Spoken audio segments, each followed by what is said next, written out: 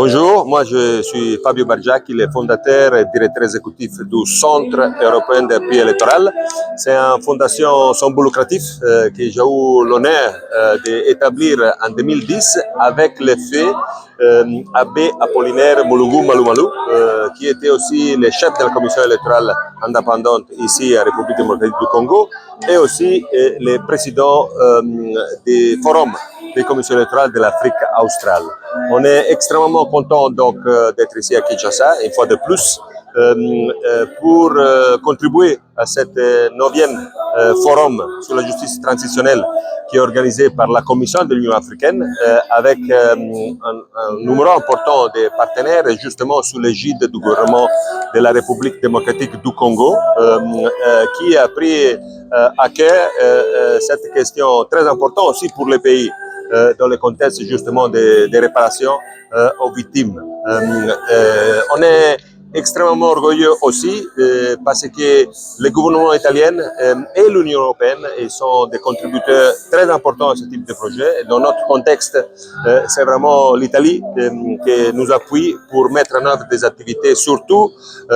des contributions à l'intégrité électorale, la prévention et mitigation des conflits électoraux dans le continent grâce à un accord qu'on a signé il y a pas mal d'années déjà avec le commissaire Bankole, qui est le commissaire de l'Union africaine et ce qui concerne les affaires politiques et paix, et donc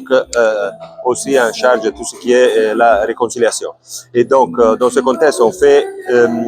tout un tas d'activités ensemble avec la Commission de l'Union africaine, y inclut chaque année, on donne une contribution importante, comme je disais, avec le financement de l'Italie et je vois aussi de l'Union européenne, sur l'organisation de ce forum continental sur la justice transitionnelle, qui est extrêmement important pour pouvoir en effet recueillir et enregistrer les différentes expériences des différents pays membres des États de l'Union africaine et aussi de tous les partenaires qui ont eu des expériences à partager pour pouvoir voir dans le futur comment récompenser au mieux. Bon, l'analyse que je peux faire, ça ne peut pas être différent de ce que votre ministre ici a eu la possibilité de faire, votre ministre des droits humains ici, et donc dans le contexte de ce qui se passe justement dans 3 décennies. On espère justement que ce type d'initiative puisse, une fois de plus, souligner l'importance de la justice transitionnelle dans ce type de contexte qui est malheureusement